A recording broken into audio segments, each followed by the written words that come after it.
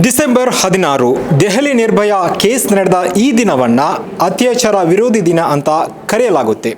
ಅಂದಹಾಗೆ ಅದೇ ದಿನ ದಕ್ಷಿಣ ಕನ್ನಡ ಜಿಲ್ಲೆಯ ಬೆಳ್ತಂಗಡಿಯಲ್ಲಿ ಮಹಿಳಾ ನ್ಯಾಯ ಸಮಾವೇಶ ಹಾಗೂ ಜಾಥಾ ನಡೆಯುತ್ತೆ. ಇದು ಬಹಳಷ್ಟು ಕುತೂಹಲ ಸೃಷ್ಟಿಯಾಗಿರುವಂಥದ್ದು. ಇದೇ ಬೆನ್ನಲ್ಲೇ ಕೊಂದವರು ಯಾರು ಎಂಬಂತಹ ಪ್ರಶ್ನೆಯ ಅಡಿಯಲ್ಲಿ ಮಹಿಳಾ ಪರ ಹೋರಾಟಗಾರರು ಒಂದು ಆಂದೋಲನವನ್ನು ನಡೆಸ್ತಾ ಇದ್ದಾರೆ. ಈ ಒಂದು ಆಂದೋಲನ ಯಾಕೆ ಸೃಷ್ಟಿಯಾಯಿತು, ಯಾತಕ್ಕಾಗಿ ಈ ಒಂದು ಹೋರಾಟವನ್ನು ನಡೆಸಲಾಗ್ತಿದೆ ಎಂಬ ಮಾಹಿತಿಯನ್ನು ಸ್ವತಃ ನಮ್ಮ ಮಹಿಳಾ ಪರ ಹೋರಾಟಗಾರರಿಂದ ನಾವು ಮಾಹಿತಿಯನ್ನು ತಿಳಿಯೋಣ. ಸರ್, ಮೇಡಮ್, ನಿಮ್ಮ ಹೆಸರು? ನನ್ನ ಹೆಸರು ಅನ್ಸೂಯಮ್ಮ ಅಂತ, ಕರ್ನಾಟಕ ರಾಜ್ಯ ರೈತ ಸಂಘದ ಉಪಾಧ್ಯಕ್ಷರು. ಇದೀಗ ನೀವು ರಾಜ್ಯಾದ್ಯಂತ ಕೊಂದವರು ಯಾರು ಎಂಬಂತಹ ಪ್ರಶ್ನೆ ಅಡಿಯಲ್ಲಿ ಒಂದು ಆಂದೋಲನ ಸ್ಟಾರ್ಟ್ ಮಾಡಿದ್ದೀರಾ. ಯಾತಕ್ಕಾಗಿ ಈ ಆಂದೋಲನ, ಯಾವ ಉದ್ದೇಶಕ್ಕಾಗಿ? ಇದುವರೆಗೂ ಎಲ್ಲ ಮಹಿಳಾ ಪರ ಸಂಘಟನೆಗಳು ಮಹಿಳೆಯರ ಬಗ್ಗೆ ಕಾಳಜಿ ಇಟ್ಕೊಂಡಿರುವಂಥವರು ಮತ್ತು ಮಹಿಳೆಯರ ಮೇಲೆ ನಡೆಯುವಂಥ ಅನ್ಯಾಯ, ದೌರ್ಜನ್ಯ, ಅತ್ಯಾಚಾರ ಮತ್ತು ಕೊಲೆ, ಸುಲಿಗೆ ಇದ್ರ ಬಗ್ಗೆ ಹೋರಾಟ ಮಾಡಿಕೊಂಡು ಮಹಿಳಾ ಸಂಘಟನೆಗಳು ಬರ್ತಿದ್ದಾವೆ. ಹಾಗೆ ಕರ್ನಾಟಕ ರಾಜ್ಯ ರೈತ ಸಂಘನೂ ಕೂಡ ಮಹಿಳೆಯರ ಪರವಾಗಿ ಹೋರಾಟ ಮಾಡ್ಕೊಂಡು ಬಂದಿದೆ. ಮಹಿಳೆಯರ ಮೇಲೆ ನಡೆಯುವಂಥ ದೌರ್ಜನ್ಯಗಳು, ದಬ್ಬಾಳಿಕೆಗಳು, ಅಸಮಾನತೆಗಳ ಬಗ್ಗೆ, ಶೋಷಣೆಗಳ ಬಗ್ಗೆ.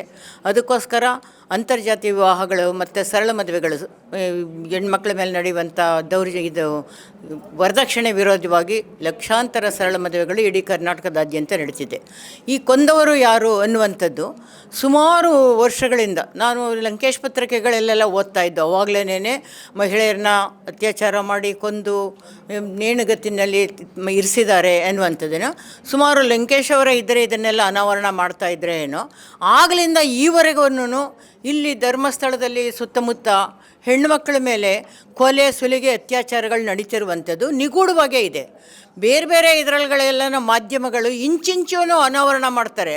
ಆದರೆ ಇಲ್ಲಿ ಈ ಧರ್ಮಸ್ಥಳದಲ್ಲಿ ಮತ್ತು ಈ ಸುತ್ತಮುತ್ತಲು ಯಾಕೆ ನಿಗೂಢವಾಗಿದೆ, ಅದು ಯಾಕೆ ಬಯಲಿಗೆ ಬರಲಿಲ್ಲ, ಕೊಂದವರು ಯಾರು ಅನ್ನುವಂಥ ಅಪರಾಧಿಗೆ ಯಾಕೆ ಶಿಕ್ಷೆ ಆಗಲಿಲ್ಲ, ಮಹಿಳೆಯರ ಮೇಲೆ ನಿರಂತರವಾಗಿ ಯಾಕೆ ಕೊಲೆ, ಸುಲಿಗೆ, ಅತ್ಯಾಚಾರಗಳು ನಡೀತಾ ಇದೆ, ಇದರ ಬಗ್ಗೆ ಕೊಂದವರು ಯಾರು ಅನ್ನುವಂಥ ಸಂಘಟನೆಗಳು ಉಟ್ಕೊಂಡು SITಗೆ ಅದರ ಅಧಿಕಾರಗಳು ಕೊಟ್ಕೊಂಡು ನಾವು ಯಾವುದೇ ಜಾತಿ, ಧರ್ಮ, ಯಾವುದೇ ಪಕ್ಷಗಳ ಅಲ್ಲದೇ ನಾವು ಮಹಿಳಾ ಪರ ಸಂಘಟನೆಯವರು ಕೊಂದವರು ಯಾರು, ಇದು ಬಹಿರಂಗ ಆಗಬೇಕು, ನಿಗೂಢತೆಯನ್ನು ಭೇದಿಸಬೇಕು ಅನ್ನುವಂಥದ್ದು ನಮ್ಮತ್ತೆ ಮಹಿಳೆಯರ ಮೇಲೆ ಮುಂದೆ ಯಾವತ್ತೂ ಈ ಥರ ಅತ್ಯಾಚಾರಗಳಾಗಬಾರ್ದು.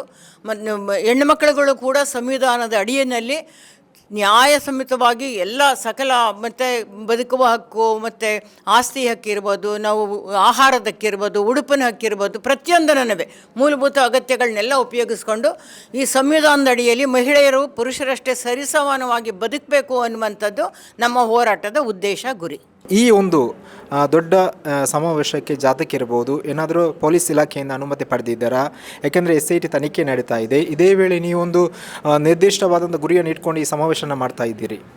ನಮ್ಮ ಸಂವಿಧಾನದಲ್ಲಿ ಹೋರಾಟ ಮಾಡೋದಕ್ಕೆ, ಶಾಂತಿಯುತವಾಗಿ ಹೋರಾಟ ಮಾಡೋದು ನಮ್ಮ ಮೂಲಭೂತ ಹಕ್ಕು ಅಂತ ಹೇಳಿದೆ. ಹಾಗಾಗಿ ನಮಗೆ ಯಾವುದೋ ಒಂದು ಸಣ್ಣ ಊರಿನ ಸಣ್ಣ ಪೊಲೀಸ್ ಇಲಾಖೆಯಿಂದ ಸಂವಿಧಾನಬದ್ಧವಾದಂಥ ಹಕ್ಕಿಗೆ ಪರ್ಮಿಷನ್ ತೊಗೊಳ್ಳೋ ಅಗತ್ಯ ಇಲ್ಲ. ಆದರೆ ನಾವು ಇಂಟಿಮೇಷನ್ ಕೊಡ್ತೀವಿ, ನಾವಿಂಥ ಹೋರಾಟ ಮಾಡ್ತಾ ಇದ್ದೀವಿ, ಅಲ್ಲಿ ಯಾವುದೇ ರೀತಿ ಗಲಭೆಗಳಾಗದಲೇ ಇರೋ ಹಾಗೆ ನೋಡ್ಕೊಳ್ಳೋದು ನಿಮ್ಮ ಜವಾಬ್ದಾರಿ. ಹಾಗಾಗಿ ನಿಮಗೆ ನಾವು ಮಾಹಿತಿ ಕೊಡ್ತಿದ್ದೀವಿ ಅಂತ ಹೇಳ್ತೀವಿ. ಪೊಲೀಸ್ನವರು ಆ ಮಾಹಿತಿ ತೊಗೊಂಡು ತಮ್ಮ ಕರ್ತವ್ಯ ಏನೋ ಅದನ್ನು ಮಾಡ್ತಾರೆ. ಮುಖ್ಯವಾಗಿ ಈ ಸಮಾವೇಶದ ಹಕ್ಕೊತ್ತಾಯ ಏನು? SITಗೆ ಸಂಪೂರ್ಣ ಫ್ರೀಡಮ್ ಕೊಡಬೇಕು, ಸ್ವತಂತ್ರವಾಗಿ, ನಿಷ್ಪಕ್ಷಪಾತವಾಗಿ, ಯಾವುದೇ ಹಿಡಿತ ಇಲ್ಲದೇ ಸಮಗ್ರ ತನಿಖೆ ಮಾಡಲಿಕ್ಕೆ ಅಷ್ಟು ಪವರು, ಅಷ್ಟು ಅವಕಾಶ, ಅಷ್ಟು ರಿಸೋರ್ಸಸ್ಸನ್ನು ಸರ್ಕಾರ ಒದಗಿಸ್ಕೊಡ್ಬೇಕು. ಮತ್ತು SIT ಕೂಡ ಅಷ್ಟೇ ದಕ್ಷವಾಗಿ ಪ್ರಾಮಾಣಿಕತೆಯಿಂದ ಒಂದು ಸಮಗ್ರ ತನಿಖೆ ನಡೆಸಬೇಕು.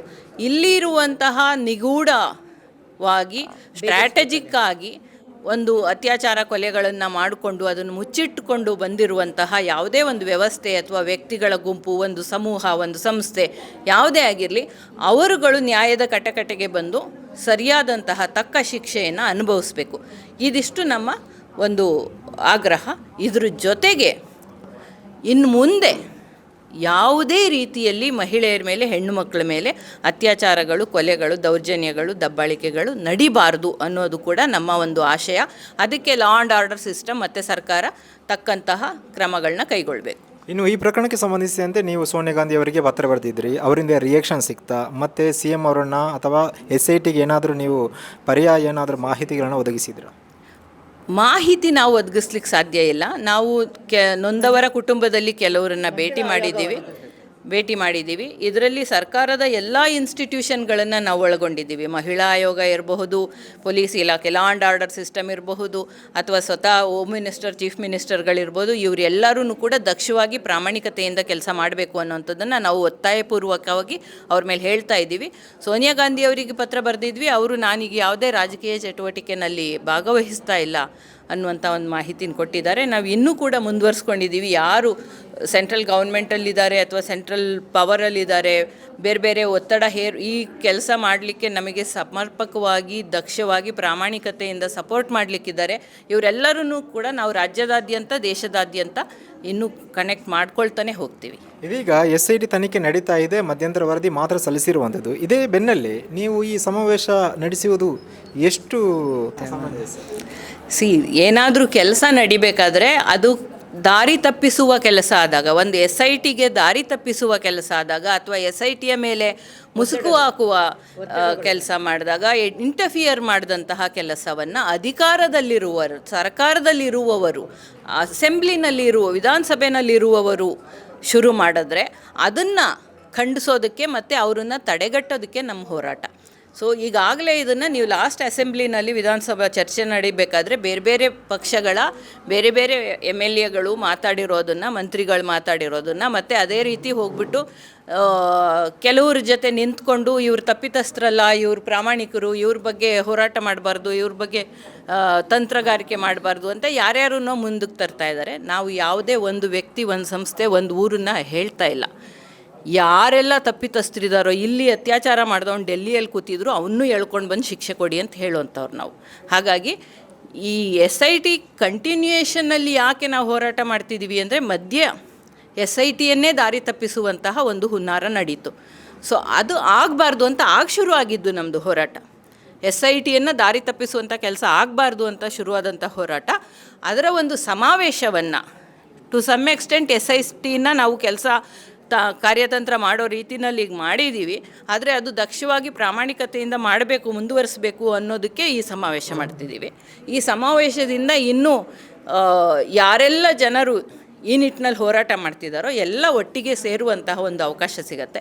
ಅದಕ್ಕೋಸ್ಕರ ಈ ಸಮಾವೇಶ. ಇದೀಗ ಈ ಮುಂಚೆ ಪ್ರಜ್ವಲ್ ರೇವಣ್ಣ ಕೇಸಲ್ಲಿ ಕೂಡ ಒಂದು ಮಹತ್ವದ ತೀರ್ಪು ಬಂದಿರುವಂಥದ್ದು, ಅವರಿಗೆ ಜೈಲು ಶಿಕ್ಷೆ ಆಗಿರುವಂಥದ್ದು. ಈ ಒಂದು ಪ್ರಕರಣದ ಬಗ್ಗೆ ನೀವೇನು ಅವಲೋಕನ ಮಾಡ್ತೀವಿ? ಇಲ್ಲ, ಪ್ರಜ್ವಲ್ ರೇವಣ್ಣನ ಇದರಲ್ಲಿ ಒಳ್ಳೆ ಮಾಡಿದ್ದಾರೆ.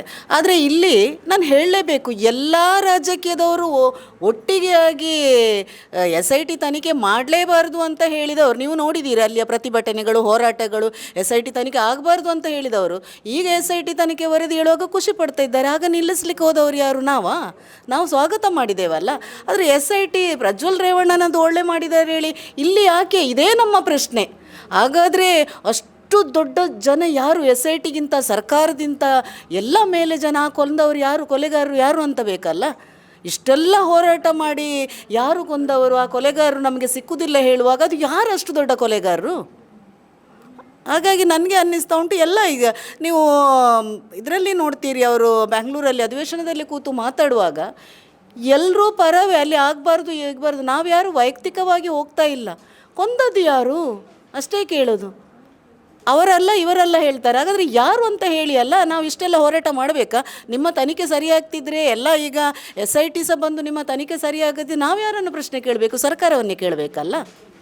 ಈಗ ಕೊಂದವರು ಯಾರು ಎಂಬಂತಹ ಪ್ರಶ್ನೆ ಹಾಕಿದಾಗ ನಾವು ಕೇವಲ ಧರ್ಮಸ್ಥಳ ಸುತ್ತ ನಡೆದಂತಹ ಅಸಹಜ ಸಾವಿನ ಪ್ರಕರಣ ಇರ್ಬೋದು, ಅದನ್ನು ಮಾತ್ರ ಹಿಡ್ಕೊಂಡು ಈ ಸಮಾವೇಶ ನಡೆಸುವುದು ಎಷ್ಟು ಸಮಂಜಸ ಅಂತ? ಇಲ್ಲಪ್ಪ, ಧರ್ಮಸ್ಥಳದ್ದು ಮಾತ್ರ ಅಲ್ಲ. ಯಾಕಂದರೆ ನಮಗೆ ಸೂಕ್ತ ಜಾಗ ಅಂತ ಅನ್ನಿಸ್ತು. SIT ತನಿಖೆ ಮಾಡ್ತಾ ಇದ್ದಾರೆ ಅಲ್ಲಿ ಅಲ್ಲ. SIT ತನಿಖೆ ಮಾಡುವಾಗ SIT ತನಿಖೆಯಲ್ಲಿ ಇದೆಲ್ಲ ತನಿಖೆ ಆಗಿ ಬಂದರೆ ಭಾರಿ ಖುಷಿಗೆ SIT ಅಲ್ಲಿದೆಲ್ಲ ಅಸಹಜ ಸಾವು, ಹೆಣ್ಮಕ್ಕಳ ಸಾವು ಮೇಲೆ ಬಂದರೆ ಎಲ್ಲ ದೇಶಾದ್ಯಂತ ಪ್ರತಿಯೊಂದು ಕಡೆಯಲ್ಲಿ ಹೆಣ್ಮಕ್ಕಳಿಗೆ ನ್ಯಾಯ ಸಿಗ್ಬೋದು ಅನ್ನೋ ವಿಶ್ವಾಸ ಉಂಟಲ್ಲ ನಮಗೀಗ. ಬಂದದ್ದು ಅದಕ್ಕೆ ಅಲ್ಲ. ಇವರಿಗೆ SIT ಒಳ್ಳೆ ಕೆಲಸ ಮಾಡಿದರೆ ಎಲ್ಲ ಕಡೆಯಲ್ಲಿ ನಾವು ನಿಲ್ತೇವೆ. ಮಹಿಳೆಯರಿಗೆ ಎಲ್ಲೆಲ್ಲ ಅನ್ಯಾಯ ಆಗಿದೆ, ಎಲ್ಲೆಲ್ಲ ಸತ್ತಿದ್ದಾರೆ, ಎಲ್ಲ ಕಡೆಯಲ್ಲಿ ಮಾಡಲಿ ಅಲ್ಲ ತನಿಖೆಯನ್ನು. ಇದು ಡಿಸೆಂಬರ್ 16ರಂದು ಬೆಳ್ತಂಗಡಿಯಲ್ಲಿ ನಡೆಯಲಿರುವ ಬೃಹತ್ ಮಹಿಳಾ ಸಮಾವೇಶ ಮತ್ತು ಜಾಥಾದ ಕುರಿತು ಹಾಗೂ ಕೊಂದವರು ಯಾರು ಎಂಬಂತಹ ಪ್ರಶ್ನೆಯ ಅಡಿಯಲ್ಲಿ ನಡೀತಾ ಇರುವ ಆಂದೋಲನದ ಬಗ್ಗೆ ವಿವಿಧ ಮಹಿಳಾ ಪರ ಹೋರಾಟಗಾರ್ತಿಯರು ಹೇಳಿರುವಂತಹ ಅಭಿಪ್ರಾಯ.